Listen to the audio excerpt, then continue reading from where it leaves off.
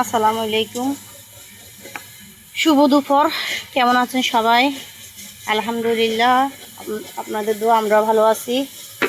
তো দেখেন আজকে কি রান্না করছি। আজকে রান্না করছি বেগুন দিয়ে রুই মাছ দিয়ে, বেগুন দিয়ে রুই মাছ দিয়ে রান্না করছি।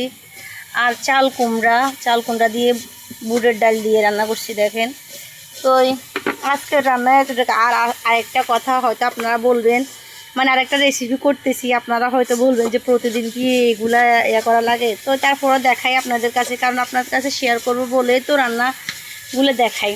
তো দেখেন এই যে বাটা মরিচ, দেখেন আজকেও আবার আমি বাটা মরিচ দিয়ে অনেকগুলো পেঁয়াজ দিয়ে ভাজতেছি তেলের উপরে। তো শুধু তেলের উপরে ভাজবো, এখানে কোনো ঝোল কোনো কিছু দেওয়া হবে না।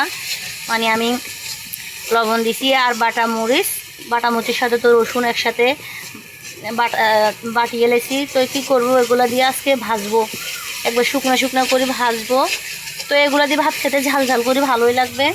আর সবজি তো রান্না করছি, দেখেন সবজি রান্না যে চাল কুমড়া দিয়ে ডাল দিয়ে রান্না করছি আর বেগুন রান্না করছি। তো আপনাদের কাছে বলতেছি, তো ভিডিওটা কেমন হয়েছে, কালারটা কেমন হয়েছে, তরকারি সবাই অবশ্যই জানাবেন। আর আসলে আমার পাকঘরটা অনেক নোংরা হয়ে থাকে, তো আমার আসলে ছোট পাকঘরটা কি করব, কোনো কিছু রাখা যায় না। তো যাই আছে, তারপরেও কেউ কিছু মনে করবেন না। তো সবাই ভালো থাকবেন, সুস্থ থাকবেন।